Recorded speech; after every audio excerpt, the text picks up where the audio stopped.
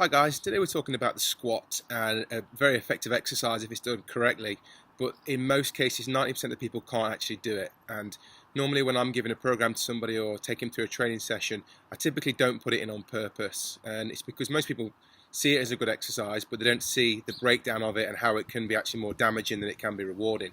I'm just going to talk you through it as almost a domino effect and how this can affect your whole kinetic chain or how the body operates.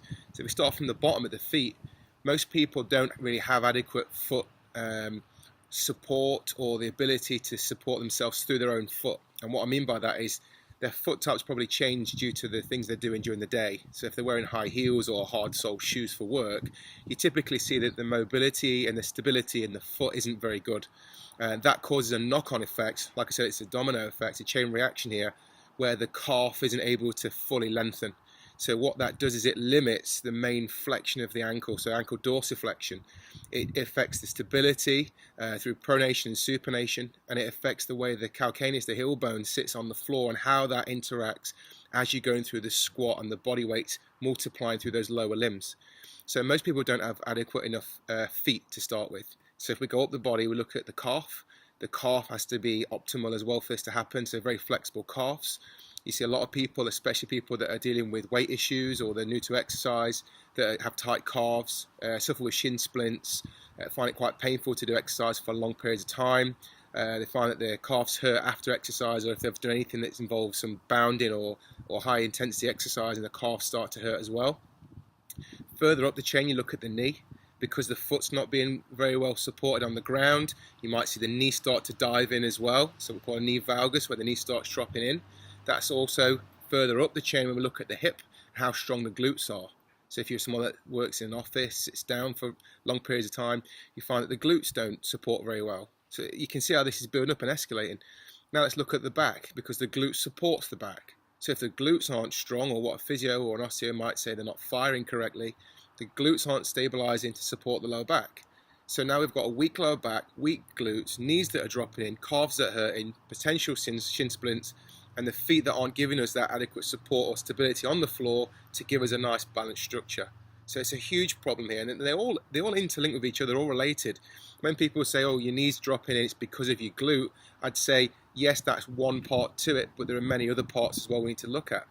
And if we talk about lower back pain, we know that most people suffer this. 1 in 2, 1 in 3 is a high number. Most people have got weaker lower backs. The thoracic spine, the top part of the spine here, the motion or the ability to move through this effectively is very low with people that don't exercise on a regular basis.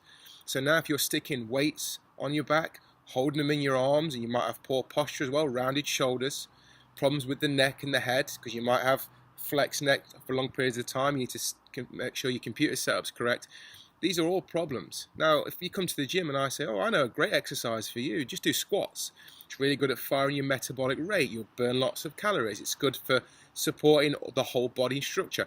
It is, if it's done the right way. And the problem is, in most cases, it isn't. So I don't agree with putting them in programs for people that I've not assessed, that I don't work with one-to-one. So if someone says to me, write a program for me online, I typically won't put squats in there. Most of the time when I start working with them in the gym even, I won't put squats in there either. It's something that will progress to, something we'll build upon. Once those joint by joint structures become more mobile, they become stronger, you get a lot more neurostimulus to it, so the joint and the ligaments, the tendons and the connective tissue around the joints are stronger.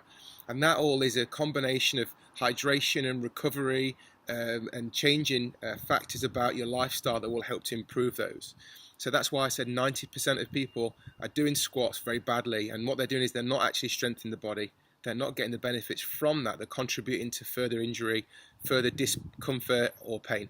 Okay, so it's something we need to look at, because we want the benefits, but if we're getting them in an unsafe way, then we're not making a technique better, we're making a bad technique even worse. So that's my opinion on squats and why people shouldn't be doing squats in most cases.